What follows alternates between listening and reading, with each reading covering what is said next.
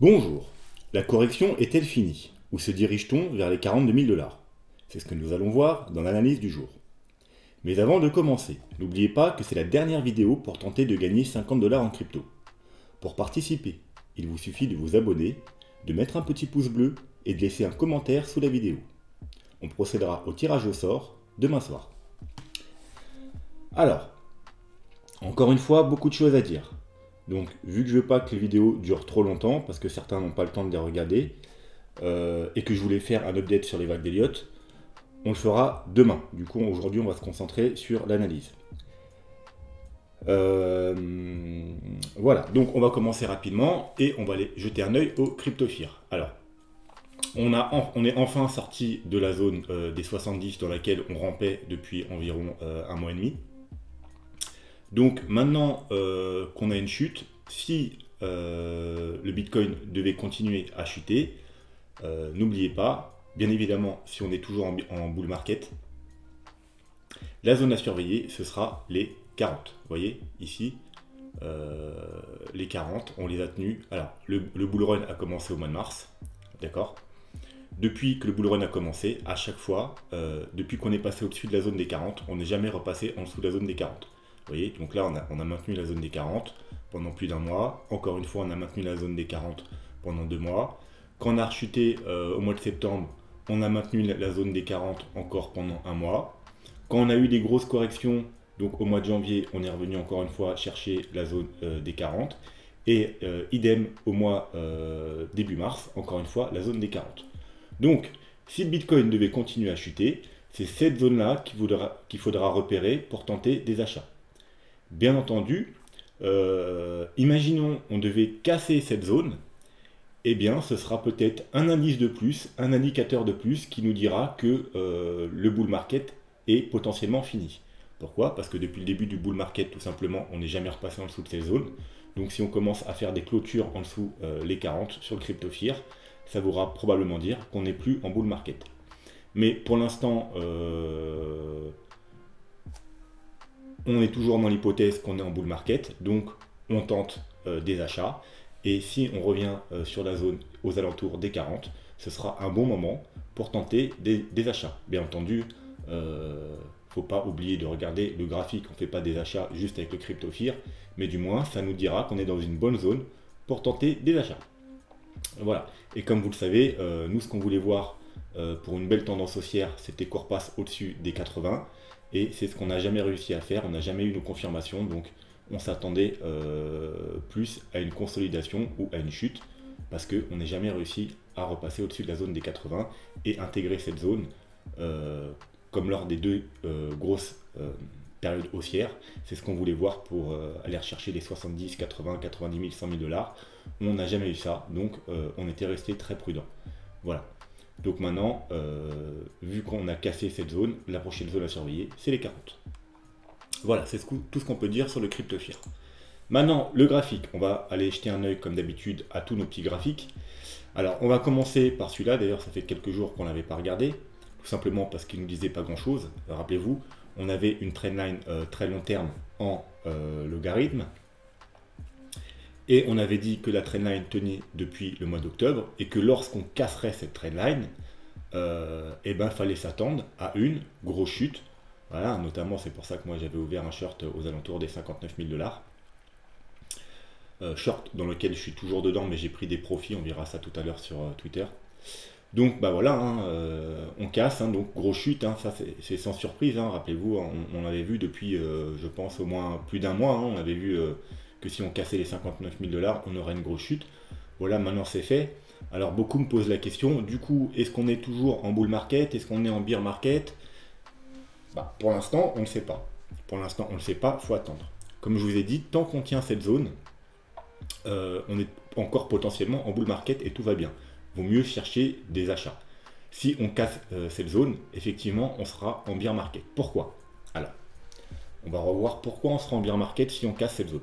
Déjà, vous savez que selon la théorie de Dow, une tendance haussière, elle est définie par des hauts de plus en plus hauts et des bas de plus en plus hauts. Une tendance baissière, à l'inverse, c'est des hauts de plus en plus bas et des bas de plus en plus bas. Vous voyez? C'est toujours comme ça. C'est comme ça qu'on définit une tendance haussière ou une tendance baissière. Donc, là, vu que c'est une tendance plutôt long terme, il faut se mettre en weekly. Et vous pouvez voir qu'en weekly, on a un plus bas plus haut, un plus bas plus haut, un plus bas plus haut. Le dernier plus bas, c'est celui-là. Donc, aux 42 000 $. Donc, si on casse ce niveau et qu'on clôture en dessous, on peut faire une petite mèche et repartir à la hausse. Les mèches, il ne faut pas en tenir compte. Hein. Surtout sur les cryptos, les mèches, on peut avoir des mèches monstrueuses. On ne tient pas compte des mèches. Donc, si vous voulez d'ailleurs des graphiques sans mèches, vous passez tout simplement en linéaire, en droite, et ça vous enlève les mèches. Ça ne tient compte que des clôtures. Voilà. Vous voyez, là, vous avez un graphique sans mèche. Donc, si en linéaire, on clôture en dessous, on passe en dessous des 42 898, allez, bon, des 42 000, on va dire, pour être un chiffre rond, on aura fait un plus bas que le précédent. D'ailleurs, même en linéaire, vous voyez qu'il est à 44 000. Donc, en linéaire, si on passe sous les 44 000, on aura fait un plus bas que le précédent. Vous voyez, par exemple, je ne sais pas si on descend jusque ici aux 40 000. Hop là. Alors, vous voyez, du coup, lui, le plus bas, il est là. Et voilà. Et on aura fait un plus bas. Donc, techniquement, on ne sera plus en tendance haussière. Surtout qu'après, il y aura sûrement un rebond. Et que le rebond, sûrement, il va nous emmener quelque chose par ici, par exemple. Et voilà, donc ça nous fera un bas plus bas, un haut plus bas, début de tendance baissière. Comme ici, hein. Vous voyez, à partir du moment où on a fait un bas plus bas que le précédent ici, et des hauts plus bas, voilà, tendance baissière, bear market. C'est pas plus compliqué. Maintenant, il n'y a pas que ça qui nous indiquera qu'on sera en bear market. Il y a aussi d'autres indicateurs, notamment, alors on va s'enlever celles qui ne nous servent pas, la moyenne mobile, EMA 21 weekly. Comme vous pouvez le voir, lors du bull run précédent, mais c'est aussi valable sur les bull runs d'avant, on n'est jamais clôturé en dessous cette moyenne mobile en bull run. Là, vous voyez, le seul moment où on a fait une petite mèche, mais c'est juste une petite mèche. Donc, une fois qu'on la casse, on entre en bear market. Et après, je joue plutôt le rôle, vous voyez, de résistance pendant tout le bear market. Et une fois qu'on repasse au-dessus, bull market, donc vous voyez, ça c'est le mini bull market qu'on a eu en 2019, on repasse en dessous, voilà, bear market. Là, on a fait une tentative de bull market, bim, voilà, bon. Donc, du coup, là, on est au-dessus. Un pullback, ce serait éventuellement un très bon niveau d'achat à faire, comme tous les pullbacks. Par contre, il faudra être très prudent parce que tout simplement, il y a énormément de monde qui regarde cette moyenne mobile en ce moment et qui s'attendent à ce qu'on vienne la rechercher. Et comme vous savez, tout le monde ne peut pas gagner. Vous ne croyez pas qu'on va aller là et on va toucher pile poil ici, tout le monde va acheter ici, on va repartir à la hausse et tout le monde est riche. Non, non, non, non, non. C'est pas possible, ça ne se passe pas comme ça. Donc, il y a deux solutions.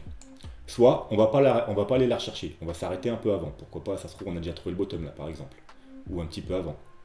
Soit, on va faire une grosse mèche en dessous, pour piéger tout le monde, ceux qui vont rentrer pile dessus, sans confirmation dans les petits time frames. Je vous rappelle, on n'entre pas juste par une localisation. Rappelez-vous, si vous voulez entrer. Alors, les investisseurs, bien entendu, vous, si vous entrez par palier, c'est un très bon, vous pouvez acheter les yeux fermés ici, c'est un très bon palier d'achat. Et tant pis si on la casse, on va plus bas, vous ferez des paliers d'achat plus bas. Hein. Je vous rappelle qu'on investit, on investit par palier. Et là, c'est un excellent palier. Et tant pis, même si après on va aux 30 000, aux 20 000, aux 25 000, et vous continuez à faire vos paliers. Vous, c'est pour du long terme. C'est de l'investissement, c'est pas pour un mois, 2 mois ou 3 mois ou 6 mois. Hein, l'investissement, c'est pour 1 an, 2 ans, 3 ans, 5 ans, 10 ans.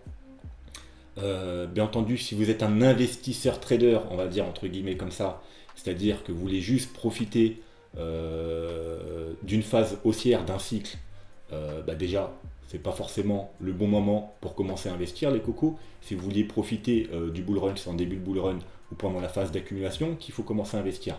Donc là, sachez bien que si vous êtes des investisseurs, entre guillemets investisseurs traders, ça veut dire qu'ils veulent profiter d'un bull run, on est quand même, on n'est pas au début du bull run. Hein. On est plus, alors soit il y a une petite possibilité, comme on l'a vu, qu'il soit déjà fini.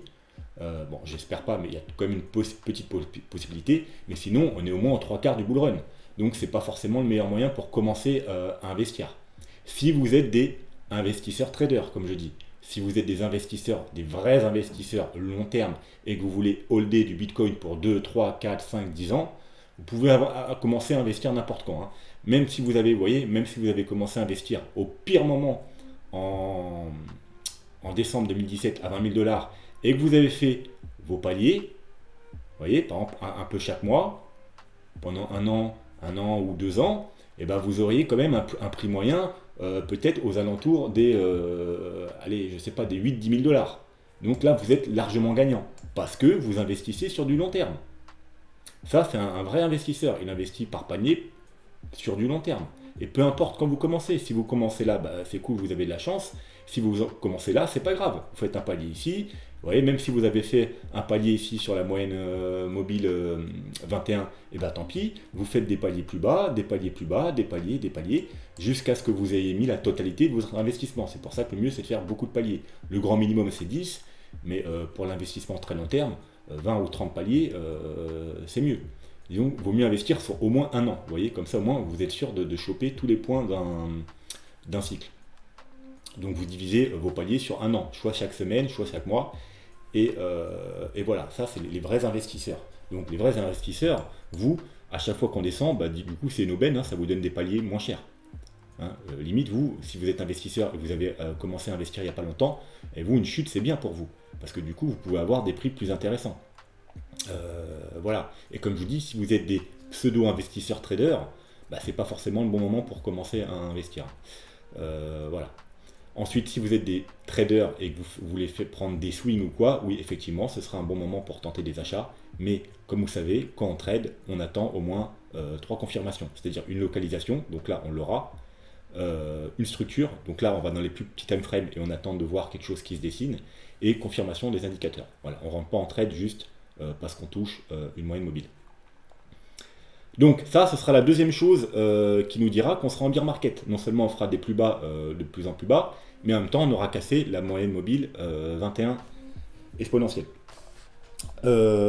Ensuite, le MACD et Stock RSI. Hein, on l'a vu, hein, c'est deux des indicateurs. Alors, d'ailleurs, si vous voulez savoir si on est en bear market ou pas, ou si on va bientôt l'être, ou être prévenu quand on sera en bear market, n'oubliez pas qu'il y a une vidéo exprès que j'ai consacrée, environ 40 minutes, où il y a environ 10 indicateurs qui vous donnent tous les signaux qui vous diront quand on entrera en bear market. Ça veut dire, il y en a qui vous préviennent un peu avant, d'autres un petit peu après, d'autres à peu près au bon moment. Mais bref, en gros, si vous faites le lien de ces 10 indicateurs, vous pourrez être sûr de savoir quand est-ce qu'on sera en bear market. Donc vidéo à voir en lien ci-dessous. Donc voilà, je reprends. Donc en weekly, on a vu que, rappelez-vous, en bull run, à chaque fois qu'on croise sur le MACD, le bull run est fini. Vous voyez, ici, bull run fini, ici, bull run fini. Bref, vous l'aurez compris, là, on est sur le point de croiser. Alors attention, je rappelle, on est en weekly. Donc même si on croise là, aujourd'hui, demain, tant que la semaine n'est pas finie, on n'aura pas croisé. Vous voyez, donc ça, ce sera à vérifier dimanche soir à la clôture. Si dimanche soir à la clôture, on croise bearish, ce sera plutôt mauvais signe. Alors encore une fois, on ne se fie jamais à un indicateur. Ce sera un signal, un premier signal, enfin même un deuxième, parce que rappelez-vous, on a eu le P-Cycle qui a croisé, qui nous a indiqué un top de bull market aux 65 000 $. Mais voilà, on ne prend pas en compte un ou deux indicateurs. Ça peut être un signal. Alors pour ceux par exemple qui ont une stratégie de sortie par palier, parce que je vous rappelle, on entre par palier, le mieux c'est de sortir par palier, ça peut être un deuxième signal pour commencer à sortir. Voilà. Ne sortez pas tout, mais ce sera quand même un gros warning. Alors comme vous le savez, moi, et je voulais pas cacher, hein, quand on est arrivé vers les 65 000 $, j'ai commencé à faire des petites sorties. J'ai notamment échangé une partie de certains altcoins qui avaient énormément pump, comme le BNP, BNB, l'XRP, le NEO, alors il y en avait 4 ou 5, et je les ai échangés, une partie, hein, pas tout, contre du Bitcoin. Ensuite, 2-3 jours après, rappelez-vous, j'ai échangé encore des cryptos contre, cette fois-ci, je vous l'avais dit, de l'USDT, parce que je voulais du cash, parce que j'avais des convictions quand même qu'il y avait des fortes chances qu'on aille plus bas, donc je voulais du cash pour pouvoir racheter plus bas. Et bien évidemment, hier ou avant-hier, quand on a cassé le triangle, non c'était hier je pense, j'ai encore sorti, avant la grosse chute, des altcoins en USDT. Ce qui veut dire maintenant, j'ai environ 20% de mon portefeuille en USDT, 20% en Bitcoin, 15% en BNB, 15% en Ethereum, et du coup je crois qu'il me reste 30% dans toutes les autres petites cryptos que j'ai. Voilà. Et si on croise ici à la fin de la semaine, eh ben, probablement je ressortirai encore peut-être 10% de mes altcoins, il me restera 20%. Si ensuite j'ai d'autres signaux, d'autres indicateurs, je ressortirai encore un petit peu. Voilà, il faut toujours avoir une stratégie. Ça, c'est ma stratégie. Ne faites pas comme moi. De toute façon, normalement, votre stratégie elle devrait déjà être en place. Hein. Si vous entrez sur le marché des cryptos sans stratégie d'entrée, sans stratégie de sortie, clairement, votre stratégie, c'est perdre de l'argent. Voilà. Comme dirait un youtubeur que j'aime bien parce qu'il me fait marrer, c'est comment il s'appelle, Crypto Kirby, un américain, et lui dit, bon, en anglais, il dit If you have no plan, your plan is to fail. Donc, si tu n'as pas de plan, ton plan c'est d'échouer. Voilà. Globalement, vous ne pouvez pas entrer sur un marché comme ça sans stratégie d'entrée, sans stratégie de sortie. Donc, moi, j'ai mes stratégies d'entrée, j'ai mes stratégies de sortie. Ma stratégie de sortie a commencé à se mettre en place dès que j'ai eu des signaux baissiers. Et bien entendu, si j'ai des gros signaux aussi qui me disent qu'on reprend, on va dire, la hausse, eh bien, j'ai du cash en réserve et je rachèterai les petites cryptos que j'ai revendues, mais à moindre coût. Voilà, parce qu'elles ont déjà beaucoup baissé. Si par contre, j'ai pas de signaux de reprise et qu'on continue la baisse, eh ben, je continuerai à vendre par palier descendant et je rachèterai uniquement si j'ai des signaux de continuité de la hausse et de reprise de la hausse. Bien entendu, ne faites pas comme moi, ayez votre propre stratégie. Voilà, donc, signal en plus à la fin de la semaine si on croise bearish. Ensuite, on a quoi d'autre? On a le... Alors là, par contre, il faudra attendre la fin du mois, mais d'ailleurs, ça tombe bien, on y est bientôt. Le stock RSI. Rappelez-vous, le stock RSI. Alors là, on n'est pas sur un bon graphique, hein, j'ai pas assez d'historique. On va passer sur celui-là. Le stock RSI, rappelez-vous, tant on peut croiser, mais tant qu'on est au-dessus de la zone de surachat, eh ben on reste en bull run. Vous voyez, on peut faire des croisements, mais tant qu'on reste au-dessus. À partir du moment où on est redescendu en dessous de la zone surachat, bon, en gros c'est clair, hein, vous voyez, bear market, on croise, on sort de la zone de surachat, signal d'achat, bull run. On monte en zone, en survente, je veux dire. On monte dans la zone de surachat, on reste dans la zone de surachat, on recroise bear market. C'est tout simple, hein. La même chose ici, bear market, on croise, on commence le bull run, on monte, on passe au-dessus de la zone de surachat, on est dedans, on est dedans, on est dedans, et le moment où on recroisera en dessous de la zone de surachat, et bien encore une fois, ce sera un signal de plus qui nous dira que probablement le bull market est fini. Et pareil, moi selon ma stratégie, je ressortirai peut-être encore un peu plus du marché. Comme vous voyez, on a croisé, mais c'est pas la fin du monde tant qu'on est au-dessus des 80. Donc ça, ce sera à surveiller à la fin du mois. Parce que on est en monthly. Donc voilà, un indicateur en plus. Donc vous voyez que pour l'instant, il n'y a rien de grave. Je vous dis que de toute façon, tant qu'on tient les 42 000 $, il n'y a rien de grave. Donc on va se remettre en daily et sur l'autre graphique. Du coup, je ne sais plus sur quel graphique j'étais. Ah oui, j'étais sur celui-là. Donc voilà, donc probablement de toute façon, si on casse les 43 000 $, on aura tous nos signaux que je viens de vous dire sur les indicateurs. Et pour finir, alors ça, c'est encore une fois quelque chose qui nous indiquera qu'on est en bear market.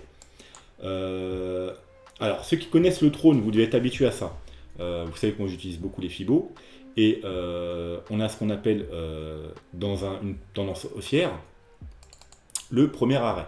Hein, ceux qui suivent le trône, ils connaissent sûrement ce terme. Le premier arrêt, c'est les 0,382.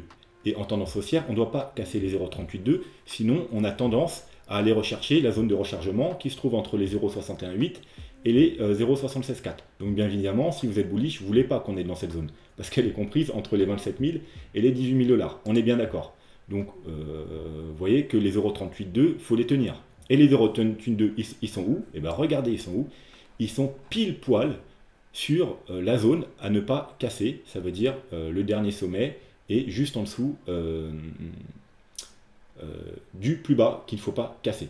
Donc bien entendu, encore une fois, on peut faire une petite mèche en dessous, mais on ne doit pas clôturer en dessous. Et encore une fois, ça nous indiquera que la tendance haussière est finie. Si on casse le premier arrêt, la tendance haussière est finie et il faudra s'attendre à ce qu'on ait recherché la zone de rechargement, c'est-à-dire entre le Fibo 61.8 et les Fibo 76.4 et 78.6.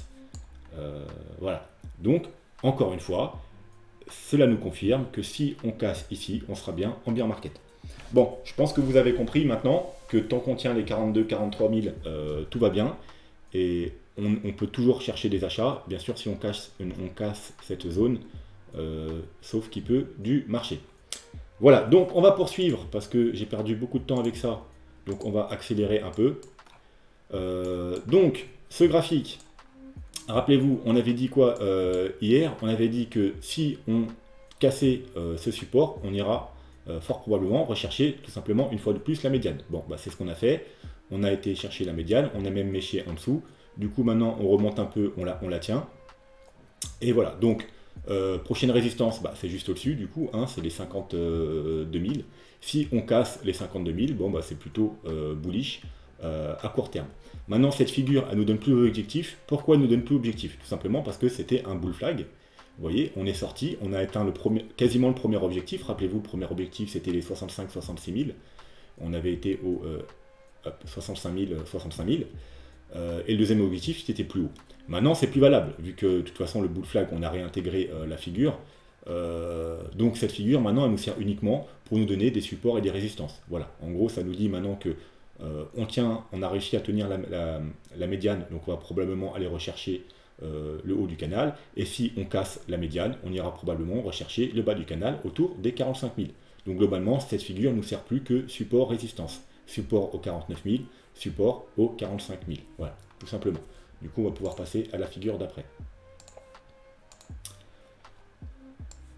Alors, rappelez-vous ce qu'on avait dit, qu'il ne fallait pas casser ce niveau-là, sinon bah, les objectifs, du moins pour ce graphique, ce serait d'aller rejoindre ce niveau-là.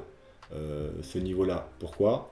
Parce que, alors, hop, on va se mettre truc comme ça, parce que c'est tout simplement l'objectif du canal. Vous voyez, on a un canal, on prend la hauteur du canal, on le reporte à la cassure, la petite flèche là, et ça nous donne un objectif. Et regardez encore une fois où est cet objectif, il est parfaitement sur notre dernier sommet, autour des 42 000. Donc, vous allez me dire, ça fait beaucoup de concordance avec ce niveau. Oui, et c'est pour ça que je pense qu'on n'ira pas pile poil sur ce niveau, parce qu'il est trop visible, il est bien trop visible.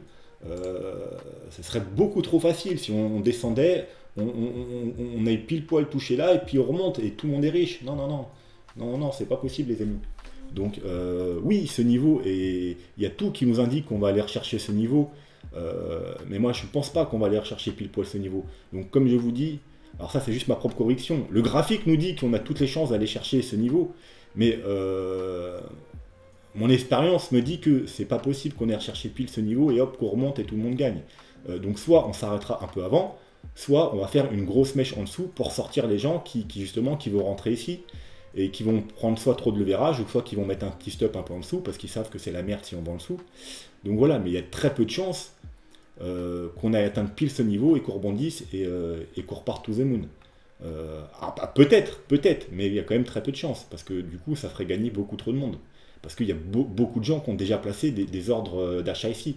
Alors bien évidemment, si on va là, on va faire un gros rebond. Parce qu'il y a énormément de gens qui ont placé ou qui vont acheter le moment sera venu. Mais ceux qui dirigent le marché, vous savez que eux, pour vendre ou acheter, ils ont besoin de beaucoup de liquidité. Donc si tout le monde achète ici, il y aura un rebond et eux, ils vont profiter pour revendre, sûrement. Et du coup, on viendra, on cassera sûrement là, ça sortira tout le monde paniquera, tout le monde commencera à vendre. Et si vraiment on doit continuer la hausse, ben c'est seulement à ce moment-là que les gros les gros portefeuilles, les baleines, ils vont acheter quand tout le monde va vendre, parce que eux, ils ont besoin que tout le monde vende pour pouvoir acheter. Un exemple, vous êtes juste une baleine et vous avez 10 millions de dollars, vous voulez soit vendre, soit acheter. Vous imaginez le nombre de petits particuliers qui doivent acheter pour que vous puissiez vendre. 10 millions de dollars, ça veut dire si un particulier, il a que, même, il a 1000 dollars. Déjà, tout le monde n'a pas 1000 dollars à mettre, mais bon, c'est quand même une somme raisonnable. 1000 dollars, 10 petits particuliers, ça fait 10 000 dollars, 100 petits particuliers, ça fait 100 000 dollars, 1000 petits particuliers, ça fait 1 million. Il faut 10 000 petits particuliers pour qu'ils puissent écouler ces 10 millions. Donc, vous voyez, il y en a, ils ne comprennent pas à chaque fois quand je parle de besoin de liquidité ou quoi. Si une seule baleine qui a 10 millions de dollars, il veut vendre ses bitcoins, il lui faut 10 000 petits particuliers qui achètent 1000 dollars de bitcoin. Donc, voilà. Donc, si on vient à cette zone et que tous les petits particuliers, les petits traders, machin, ils achètent ici, ça ferait énormément de liquidité pour les gros portefeuilles qui pourront justement vendre sur ce rebond et du coup refaire chuter le prix. Et si vraiment ils veulent racheter et ils veulent vraiment faire aller ce marché plus haut, quand tout le monde paniquera et qu'on va casser ce niveau, et ben eux, quand tout le monde vendra, ben, ils profiteront pour racheter. Voilà, donc ça nous fera une belle mèche en dessous et on repartira à la hausse. Voilà. Donc pour moi, deux scénarios, soit on va pas y aller, vous voyez, on va tout simplement pas y aller, on va s'arrêter avant, soit on va faire sûrement une mèche en dessous. Ou peut-être un rebond avant, comme je vous ai dit, puis redescendre une mèche pour repartir à la hausse. Voilà. Ça, bien entendu, c'est le scénario bullish. Il y a aussi le scénario bearish si le bear market est fini. Donc si le bear market est fini, bien entendu, il va se passer quoi? Tout le monde va acheter sur ces niveaux, les gros portefeuilles, ils vont juste vendre, et puis on va continuer la baisse, et voilà, fin du bear market, point barre. Voilà, donc objectif. Alors, objectif 80 000 dollars, c'est le haut du canal, si on le réintègre, bien sûr. Hein. Donc avant tout, il faudra casser la résistance qui se trouve maintenant aux 58 000. Premier objectif, ce sera les 67 000, deuxième 80 000. Voilà, de toute façon, c'est tout marqué là. Et bien entendu, le gros support aux 42 000. On va pouvoir passer au graphique suivant. Rappelez-vous, lui, c'est notre seul graphique qu'on étudie en no-log. Alors, qu'est-ce qu'on avait dit hier? Je vous avais dit, ok, on est potentiellement sur une zone d'achat parce qu'on a un support, mais c'est trop dangereux. Je ne vous conseille pas d'acheter parce que on n'achète pas juste sur une localisation. Je vous avais dit, si vous voulez acheter, deux choses. Soit vous attendez une confirmation indicateur, parce qu'on n'avait eu encore aucune confirmation indicateur, on verra ça après avec les indicateurs, soit au moins vous attendez qu'on casse cette trendline. Vous voyez, parce qu'on avait une trendline qui durait depuis le 13 avril, donc une trendline, ça joue le rôle de résistance, et comme j'arrête pas de vous répéter, on n'achète pas sous une résistance. Même si on était sur un support, on était sous une résistance. Donc vaut mieux attendre qu'on casse la trendline, qu'on soit sur double support du coup, plutôt que sous un support. Sous une résistance. Donc c'est pour ça qu'hier je vous ai dit, même si on est sur un niveau d'achat pertinent parce qu'on est sur un support, on n'achète pas parce qu'on n'a pas de confirmation indicateur et on n'a pas encore cassé la trendline. Donc on avait le petit support intermédiaire aux 51 000 qu'on a cassé également, maintenant qui joue le rôle de résistance. Donc on a une résistance aux 51 000 en bleu, la trendline maintenant qui va faire résistance environ aux 53 500, et le support aux 42 000. Voilà, ça c'est un beau graphique pour voir juste les supports et résistances. Et on a toujours notre trendline, rouge. Bon là j'ai pas dit, mais on a toujours la trendline rouge. Bien entendu, si on casse ici et la trendline rouge, ce sera déjà un bon signal d'achat. Ensuite on aura encore à casser celle-là, mais ce sera déjà un bon premier signal d'achat. Bien entendu, avec confirmation indicateur comme d'habitude. Pour finir, on va passer au dernier graphique. Alors, rappelez-vous, hein, ça on en avait parlé longtemps, je vous en ai parlé pendant plusieurs semaines, je vous ai dit qu'on casserait cette figure, c'est une figure bearish, c'est une rising wedge, il y a plus de chances de casser en bas. Si on casse en bas, on ira probablement faire une grosse chute. Et l'objectif maximal théorique de cette rising wedge, c'est tout simplement la hauteur qu'on reporte au bas, et ça nous donne environ les 44 000 dollars. Vous voyez, c'est en même temps à peu près la zone ici. Donc pourquoi pas, vous voyez, ça nous arrêterait un peu au-dessus vous voyez, des 42 000 dollars, la zone que tout le monde attend. Donc pourquoi pas s'arrêter 2 000 dollars au-dessus et puis repartir, comme ça les gens ils n'ont pas le temps de faire leurs achats parce qu'ils attendent cette zone-là. Ça peut être un scénario. Quoi qu'il en soit, c'est pas un objectif certain. À chaque fois je vous dis, je vous donne un objectif, je vous rappelle, c'est théoriquement l'objectif maximal de la figure. On peut très bien s'arrêter bien avant. Surtout qu'on a quand même déjà bien chuté. On a été, je crois, aux 47 000 et quelques dollars. C'est déjà une belle chute. Donc, qu'est-ce qu'on peut dire d'autre sur cette figure? Donc pour ça, on va se mettre en 4 heures. Rappelez-vous, hier, qu'est-ce qu'on avait? Alors, du coup, c'est plus dessiné. On avait un triangle descendant. Je ne sais pas si vous vous rappelez. Je vous avais mis un triangle descendant. Et je vous avais dit quoi? Déjà, d'une part, un triangle descendant, c'est une figure plutôt bearish et il y a plus de chances qu'on casse à la baisse. Mais en plus, on vient d'une tendance baissière. Et quand on vient d'une tendance baissière, ça fait encore plus de chances de casser à la baisse. Rappelez-vous, je vous ai dit, triangle descendant, c'est bearish. On a plus de chances de casser à la baisse. Triangle ascendant, c'est bullish. Plus de chances de casser à la hausse. C'est un peu difficile à dire tout ça. Et triangle symétrique, vous voyez, quand on a un triangle symétrique, c'est 50-50 en théorie, mais ça tient compte de la tendance. Donc quand on vient d'une tendance baissière, même un triangle symétrique, il a plus de chances de casser à la baisse. Donc bien évidemment, un triangle qui est déjà bearish, et en plus qu'on vient d'une tendance baissière, on a 2 fois plus de chances de casser à la baisse. Alors ça nous assurait pas à 100% qu'on allait casser à la baisse, ça nous disait juste qu'il y a plus de probabilité qu'on casse à la baisse, et comme vous pouvez voir, ça n'a pas loupé. Donc, on va se mettre même à plus court terme pour y voir un peu plus clair. Du coup, ça nous donne quoi? Ça nous donne, vu que c'était un support, une nouvelle résistance, donc autour des 63 000. On a ensuite une résistance ici, parce que ça avait joué, regardez, vous voyez, le rôle de support ici. Et si je remonte par le passé, vous voyez, ici, donc c'était une grosse zone de support, les 54 400 environ. Donc là, c'est la première zone de résistance qu'on est d'ailleurs en train de travailler maintenant et en train de casser. Donc c'est plutôt bon signe. Si on clôture au-dessus des 50 500, il faudrait s'attendre à ce qu'on ait recherché la prochaine zone de résistance, c'est-à-dire celle-là, autour des 53 000. Et également, regardez ce qu'on a aussi, on a une trendline. D'ailleurs, elle était un peu plus belle, peut-être c'est une trendline 4 heures. Ouais, elle est un peu plus belle en 4 heures, vous voyez. Donc, il faudrait s'attendre à ce qu'on revienne chercher soit la trendline, donc, alors, là, tout dépend de quand on va l'atteindre. Hein. Si on va très vite, on peut l'atteindre pile au niveau de la résistance, donc ça nous donnerait une double résistance, donc un fort niveau de résistance. Si on l'atteint un peu avant, on peut très bien l'atteindre vers les 52 000 et du coup, qu'elle fasse résistance. Si on la casse, on va tout simplement continuer le chemin jusqu'à la résistance. Donc, à surveiller la trendline et les 53 000, bien entendu, si on clôture au-dessus de la résistance actuelle, qui sont les 50 500. On va se mettre en 1 heure. Donc, nous, ce matin, sur Twitter, on a pris des achats ici. Pourquoi? Tout simplement parce qu'on avait une trendline baissière qui durait depuis le 22 avril 16 h. Donc vous voyez, c'était une trendline qui nous a vraiment fait chier. Elle ne voulait jamais laisser passer. On n'a jamais eu une clôture au-dessus. Donc toute la nuit, j'ai fait des updates de Twitter. Et j'ai dit qu'on prendrait des achats quand on allait casser la trendline. Donc vous voyez, aux alentours des 48 200. Ensuite, je vous avais mis aussi un niveau 2. Vous voyez, il avait fait support, support, support, support. On l'a cassé, résistance, résistance, résistance. Donc je vous avais dit, également, ceux qui loupent la trendline ou ceux qui veulent être plus sûrs, ils attendent qu'on casse ce niveau. Donc vous voyez, on a cassé la trendline et ce niveau, on a directement fait une grosse mèche haussière. Un pullback sur le support et on est reparti. Maintenant, ce qu'on a, c'est aussi une petite trendline haussière, vous voyez. Donc, ce qu'on veut, c'est rester au-dessus de cette trendline. Et ça nous donne en quelque sorte un triangle ascendant. Donc, théoriquement, un triangle ascendant, il y a plus de chances de casser à la hausse. Et si je vous mets l'objectif du triangle ascendant,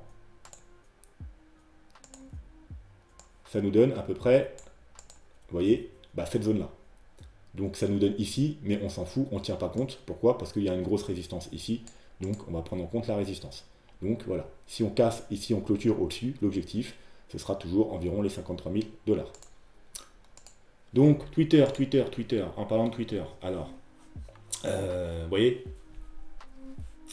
on était encore en 49 000 $, on a partagé ça, là voilà, c'était quand on était encore en dessous, on avait cassé la trendline, mais on était encore en dessous de la résistance, au 48 700.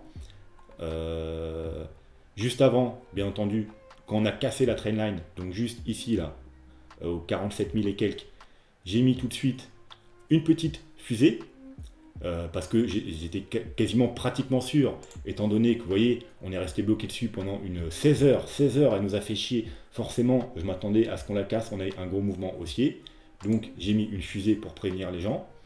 Voilà, et vous voyez, avant, voilà, j'ai fait des updates toute la nuit. Voilà, toujours pas, elle commence à casser les couilles ces trendlines, effectivement, parce qu'elle nous est vraiment chier. Donc voilà, donc j'ai fait des updates toute la nuit. Voilà, avec le petit Gandalf qui nous disait vous ne passerez pas, parce qu'à chaque fois, ne nous laissez pas passer. Bref, voilà, si vous voulez des updates réguliers et les points pertinents pour entrer en trade, c'est sur Twitter, encore une fois, qu'il faut me suivre. Et ensuite, du coup, moi, vers 13h, midi 13h, j'ai partagé du coup mon entrée en trade, hein. J'ai même entré en triple trade. Vous voyez, sur Kraken, à 47 975, à 48 460 et à 48 400. En gros, quand on a cassé la trendline, j'ai pris un premier trade, et quand on a cassé le support, j'ai pris un autre trade, et ensuite j'ai même pris un autre trade encore sur pullback. Enfin bref, du coup j'ai ouvert 3 trades. Et voilà, c'est tout pour Twitter, donc n'hésitez pas à aller me suivre sur Twitter. Donc voilà, donc maintenant, comme je vous ai dit, hein, les objectifs à court terme, si on arrive à clôturer au-dessus des 50 500, ce sera ici. Et si on recasse, il faudra voir si on fait un pullback sur cette trendline. Si on casse cette trendline, il faudra s'attendre à ce qu'on aille rechercher ce niveau. Si on casse ce niveau, il faudra s'attendre à aller faire des plus bas, tout simplement. Et bien entendu, tout ça, on surveillera les indicateurs. Donc on va aller jeter un œil aux indicateurs. Donc on va commencer par le RSI, hop, et ça maintenant vous êtes habitués. Rappelez-vous, on s'en fout de toute façon, hop. Ce qu'on avait dit, quand tout le monde était euphorique, on va même, ah non, on va pas s'enlever là. Quand tout le monde était euphorique sur les 65 000 $ et s'attendait à ce qu'on ait recherché les 90 000, 100 000, 300 000 $, $1 million, nous on a dit non, non, non, les amis, le RSI il a pas dit oui, il n'a pas donné son accord. C'est probablement un fake out, parce que ok, lui il a cassé un plus haut, mais le RSI il n'a rien cassé du tout. Au contraire, le RSI nous donne plutôt quelque chose de bearish, c'est-à-dire qu'il est sous une résistance et une divergence baissière en plus. Je vous rappelle, vous voyez, ici on fait un plus haut, on fait un plus haut, on fait un plus bas, on fait un plus bas. Et quand on a été chercher les 65 000 $, on a fait une nouvelle divergence baissière. Donc il fallait s'attendre à ce qu'on corrige. Ensuite, on avait un triangle, rappelez-vous, hop, comme ça. Alors, on peut aussi le placer comme ça, tout dépend du point de vue, peu importe.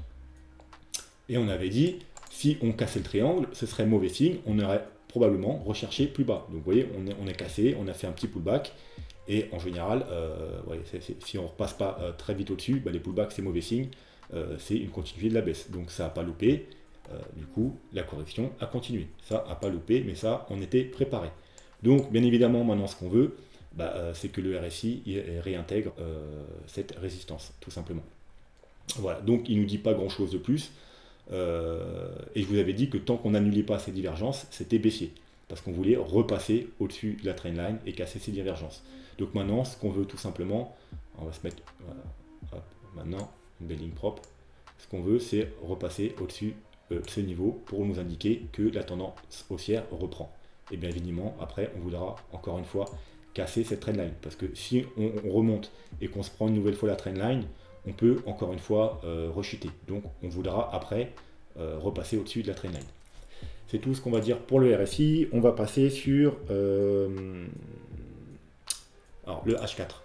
Pourquoi également on est entré en trade ce matin, hein, comme je vous ai dit, c'est pas seulement sur une localisation, c'est également sur une structure, mais c'est également sur les indicateurs. Et regardez, alors attendez, je vais vous enlever ça parce que c'est dégueulasse. Regardez ce qu'on a en H4. On avait, et ça aussi j'en ai parlé toute la nuit, une grosse divergence haussière qui se mettait en place. Vous voyez, on fait clairement un plus bas. Hein. Voilà, il n'y a pas à chiffonner, hein, c'est un gros plus bas. Alors que le RSI, on était en train de faire un plus haut. Donc, belle divergence haussière. Et la divergence, on l'avait sur tous les time frames. On l'avait en 2 heures, en 1 heure. Hein. J'avais tweeté, hein, j'avais dit qu'on avait une divergence de 5 minutes jusqu'au time frame 4 heures. On avait des divergences partout. Et je crois que c'est tellement tweeté que... Voilà, vous voyez. Double bottom, des divergences haussières sur les time frames de 5 minutes à H4. Si on casse la trendline, possible d'avoir un joli rebond. Bon ben voilà, hein, vous voyez, c'est exactement ce qui s'est passé. Voilà, donc maintenant on va pouvoir passer au MACD, je crois. Je redis mes notes vite fait parce qu'il y a énormément de choses à dire. Donc voilà, on a passé au MACD. Alors MACD, on va aller du plus petit au plus grand time frame. En H4, vous voyez que pour l'instant, alors le H4 hein, c'est plus pour les traders, hein, si vous voulez prendre une petite confirmation. Donc par exemple, si on casse, vous voyez, hein, on a notre résistance ici, comme on a dit, vers les 50 500, 51 000. Si on casse cette résistance, comme je vous ai dit il y a quelques minutes, si on clôture au-dessus, et qu'en même temps le MACD nous donne son accord, ce sera un bon niveau pour tenter des achats pour ceux qui ne sont pas encore placés. Donc le stock RSI, hein, il nous a déjà donné son accord. Hein. Vous voyez, on a croisé à la hausse, on est passé au-dessus, hein, d'où, vous voyez, le rebond. Le MACD, lui, pas encore. Vous voyez, on veut qu'il croise, comme d'habitude, et avoir des bougies vertes. Donc ça, c'est juste pour un trade ou un rebond court terme. Je vous rappelle, le H4, ça ne va pas nous dire qu'on a trouvé le bottom et qu'on est reparti en tendance haussière. Ça va juste nous dire qu'on a un joli rebond. Pourquoi pas aller rechercher cette zone 1 dont on a parlé, vous voyez, cette zone-là, le premier objectif. Voilà, mais c'est tout ce que ça nous indique. Hein. Le H4, s'il se met à être bullish, ça nous indiquera probablement qu'on ira rechercher cette zone. Ça ne nous indique pas qu'on est reparti dans une tendance haussière. Pour ça, il faudra regarder le daily. Et le daily, pour l'instant, vous voyez, il n'y a rien du tout. On n'a pas croisé, il n'y a rien, vraiment rien du tout. Donc pour l'instant, c'est encore bearish. Alors on peut voir aussi la bougie. Pour l'instant, si on clôture comme ça, vous verrez qu'on a quand même une belle bougie. C'est-à-dire un petit corps et une grosse mèche. Et vous savez, ça, qu'en général, c'est plutôt bullish.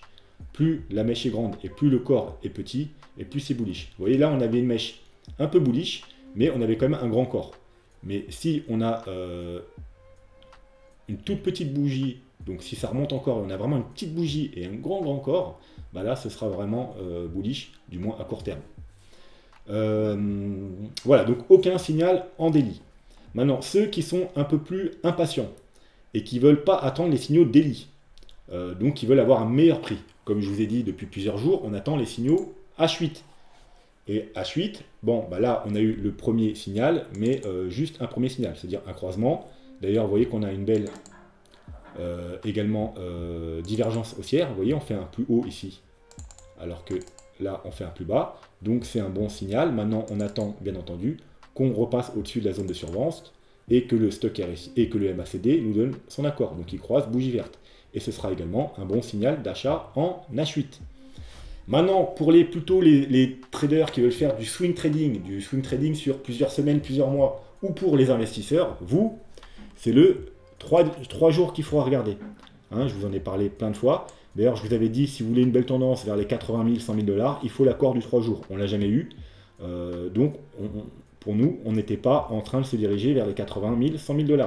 Rappelez-vous, pour avoir une belle tendance haussière qu'on était ici, on attendait 4 confirmations. Le CryptoFear, on ne l'a pas eu. Le RSI, on ne l'a pas eu. Le volume, on ne l'avait pas eu. Et la dernière confirmation, c'était le MACD en 3 jours. Et on ne l'avait pas eu. On n'avait rien eu. C'est pour ça que nous, on était très prudents ici. On s'attendait plutôt à une baisse. Donc voilà, ça, c'est plutôt pour les swing traders de long terme et les investisseurs en 3 jours. Les autres, ceux qui sont normalement prudents, c'est le daily. Et ceux qui sont un peu plus agressifs, vous pouvez tenter sur du 8 heures. Et les petits traders qui veulent juste tenter un petit rebond et qui ne sont pas encore placés, vous attendez qu'on casse, qu'on clôture au-dessus de cette résistance et qu'on ait le signal H4. Voilà, c'est tout ce qu'on peut dire sur le MACD. Ensuite, moyenne mobile. Décidément, aujourd'hui, il y a beaucoup de choses à dire. La vidéo elle va encore durer 3 heures. Donc en H4, hein, on n'a rien, bien évidemment, c'est bearish. Hier, je vous avais dit que si on arrivait à passer au-dessus déjà cette moyenne mobile, ce serait plutôt un premier bon signe. Mais on ne l'a pas eu, vous voyez, donc pas d'achat à faire, parce qu'au contraire, hein, elle a joué le rôle de résistance, elle a bien joué son rôle. Maintenant, bien évidemment, elles vont continuer à descendre, du coup, les moyennes mobiles. Quand on repassera au-dessus, ce sera potentiellement un premier signal d'achat, mais les plus prudents, ils attendent ma stratégie de swing trading facile, c'est-à-dire qu'on repasse au-dessus de la moyenne mobile 200. Vous voyez, à chaque fois qu'on repasse au-dessus de la moyenne mobile 200, ou qu'on a un pullback dessus, et ben, c'est un très bon niveau d'achat. Donc on est encore très loin, bien entendu, comme je vous ai dit, maintenant, elles vont commencer à descendre. Mais voilà, ça sera pour ceux qui veulent faire une stratégie de swing efficace. Donc on va passer en daily. Et en daily, on avait dit quoi depuis plusieurs jours? On avait dit que si on casse la EMA 21, on irait rechercher direction la moyenne mobile 50. Et si on casse la moyenne mobile 50, on irait fort probablement rechercher la moyenne mobile 100. Bon, bah c'est exactement ce qui s'est passé, hein, encore une fois. Voilà, on était parti chercher la moyenne mobile 100. Je vous avais dit aussi, encore hier et avant-hier, n'achetez surtout pas pile sur la moyenne mobile 100, parce qu'il probablement va faire une mèche en dessous.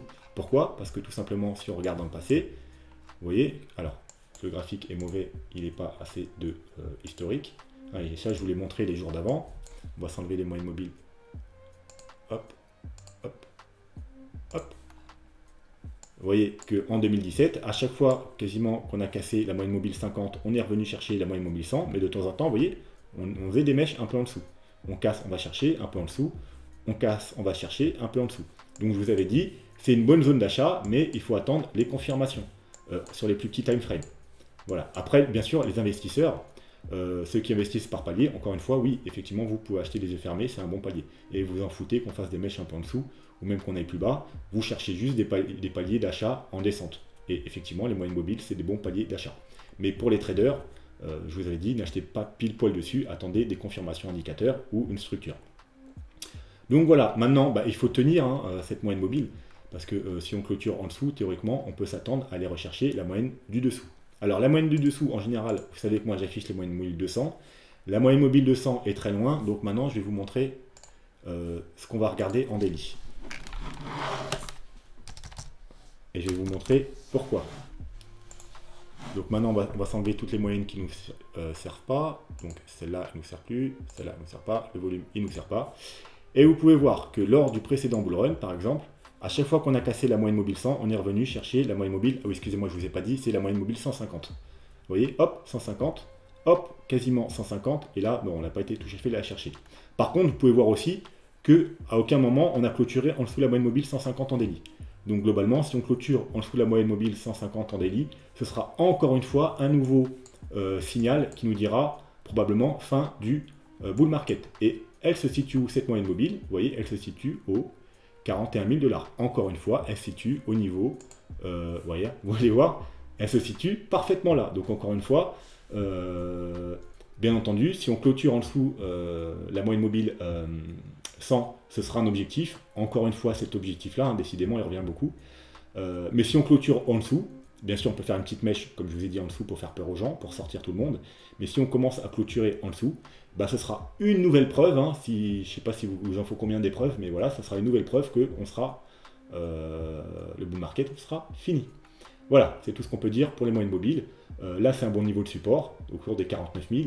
Donc, pourquoi pas repartir à la hausse à partir de maintenant. On a peut-être trouvé un bottom, on ne sait pas.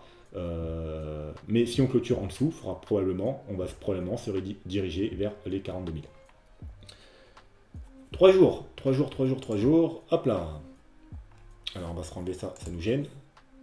Voilà, alors en 3 jours, excusez-moi, du coup il faut que je remette les moyennes mobiles. Voilà, on a cassé la moyenne mobile 21 en 3 jours. Donc hop, on jette un coup d'œil en arrière. Il se passe quoi quand on va casser la moyenne mobile 21? On va souvent rechercher la moyenne mobile 50. Hop. Alors pas tout le temps, hein, vous voyez là, par exemple, on ne va pas la rechercher, mais pas très loin. Mais en général, on va souvent rechercher la moyenne mobile 50. Donc ce sera un objectif à surveiller. Et encore une fois, elle se situe où notre moyenne mobile 50?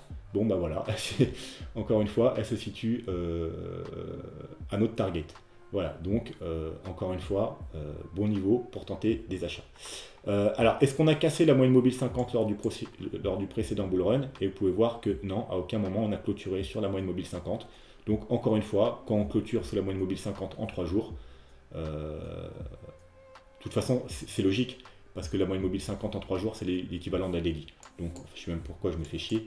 Donc voilà, c'est normal qu'on ait les mêmes niveaux. C'est la moyenne mobile 50 daily.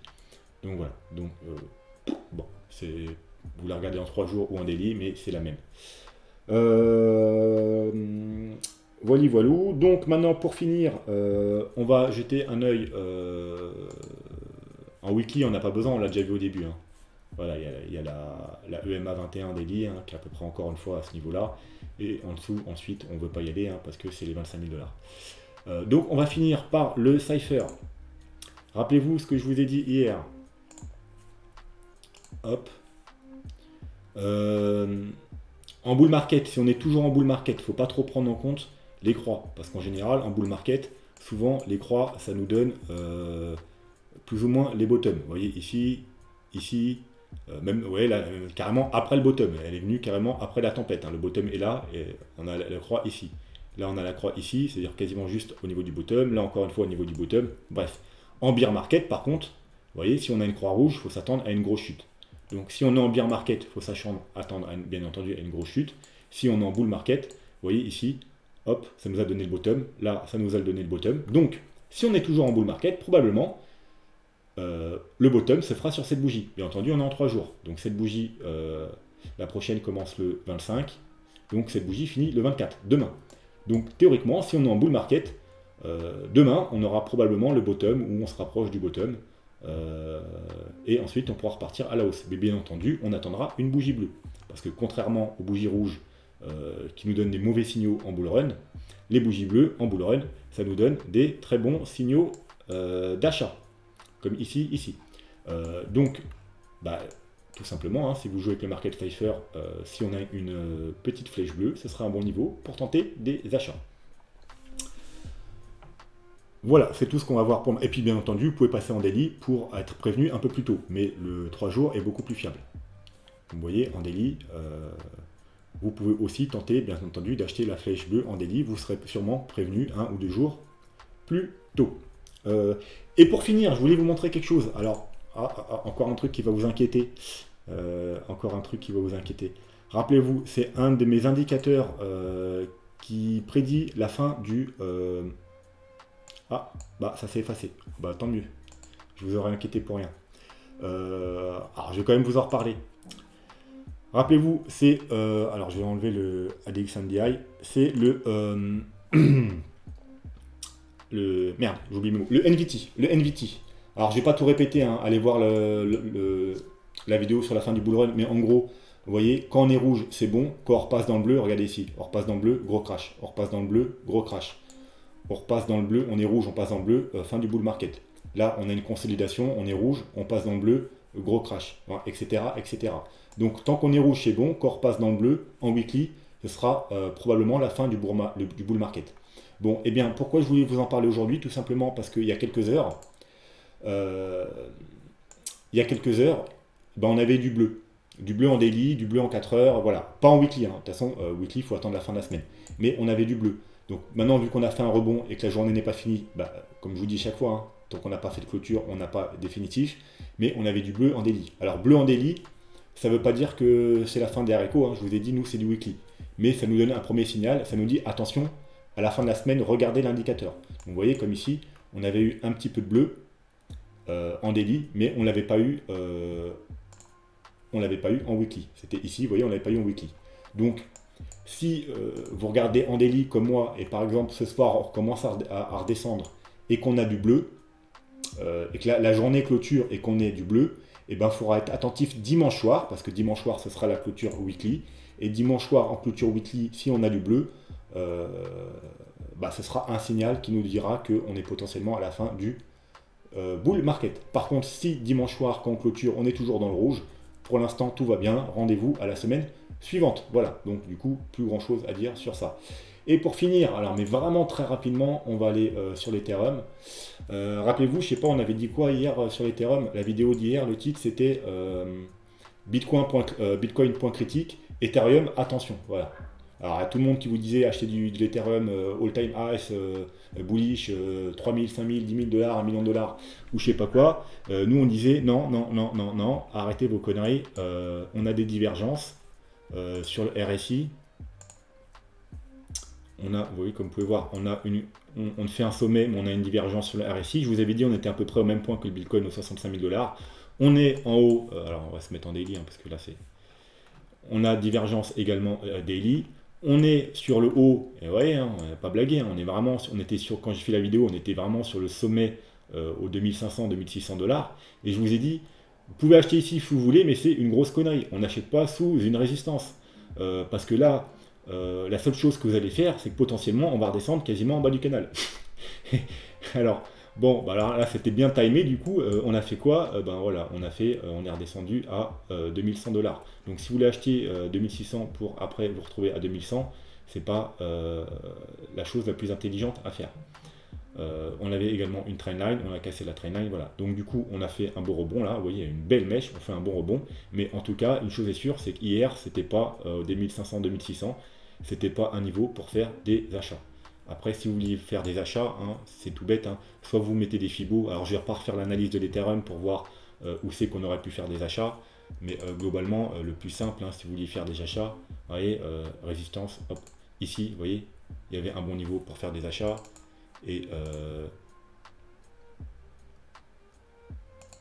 ici, il y avait un bon niveau pour faire des achats, on ne l'a pas atteint. Donc voilà, globalement, en termes d'analyse simple, hein, là, on avait un bon niveau de support, donc autour des 2200 $, c'était un bon niveau pour faire des achats. Bon, après, sinon, il aurait fallu aller voir les Fibos, etc. Vous pouvez peut-être vous mettre un Fibo de la dernière jambe haussière. Ça nous a peut-être donné quelque chose. Comme je vous ai dit, je ne vais pas faire l'analyse de l'Ethereum aujourd'hui, on n'a pas le temps. Voilà, on a été rechercher pile les 0,382, donc voilà, 0,382 au 2100 $, c'était un bon niveau pour faire des achats. Bref, on ne va pas faire l'analyse de l'Ethereum aujourd'hui. De toute façon, hein, si le Bitcoin y chute, l'Ethereum il va suivre. Ça, c'est sûr et certain. Donc voilà, tout ce qu'on sait, c'est que hier, c'était pas le moment de faire des achats. Maintenant, si ça rebaisse, si le Bitcoin y rechute, l'Ethereum va probablement rechuter. Donc le niveau à surveiller, ce sera bien évidemment le bas du canal. Donc aux alentours des 2050-2100 $. Et si, alors désolé, du coup, on va se remettre un petit Fibo. Hop, si on se met le Fibo, voilà, là on était chercher les 38,2. Bon, bah la zone d'après, c'est, comme vous savez, la zone qui nous intéresse, ce sera celle-là. Voilà, c'est-à-dire entre les 1800 et les 1950 $. Et rappelez-vous, 1950 $, c'est quoi? C'est le gros niveau de support qu'on a déjà retesté une fois, deux fois. Donc pourquoi pas le retester une dernière fois. Mais vous savez que plus on teste un support, plus il a de chances de casser. Donc on ira peut-être probablement rechercher le niveau en dessous. Maintenant, si on va se mettre quand même un Fibo depuis le bottom. Et vous voyez que la zone à tenir, hein, vous voyez, on a dit que la zone à tenir, hein, comme sur le Bitcoin, c'est les 0,382. Donc la dernière zone à regarder pour faire des achats, c'est les 0,382, donc c'est les 1670. Après, c'est plutôt bearish. Et bien entendu, il y aura les 0,236 avant, et les 0,236, ils sont où? Bah, parfaitement sur notre dernier sommet, parfaitement sur le bas du canal, donc aux alentours des 2050 $. Les 2050 $, vraiment très bon niveau d'achat. Donc je vous mets un rectangle là-dedans, mais vraiment, c'est vraiment déjà un niveau d'achat très pertinent, parce que c'est le dernier sommet, donc pullback, hein, vous voyez, on casse un sommet, pullback, c'est le bas de la trendline, et c'est le Fibo 0,236. Donc ici, 2050, si on devait rechuter, ce serait un très bon niveau d'achat. Et si vraiment on casse à la baisse, bon bah après le niveau suivant, comme on a vu, ce serait les 1650. Bien entendu, avant, il y aura le niveau intermédiaire au 1950. Voilà, c'est tout ce qu'on va dire pour l'Ethereum ici. On va s'arrêter là parce qu'encore une fois, la vidéo, elle va durer trop longtemps.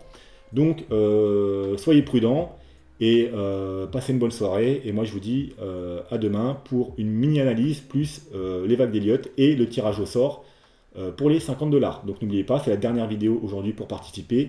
Un petit pouce bleu, abonnez-vous, un commentaire et demain, tirage au sort. Allez, sur ce, je vous laisse. Tchuss!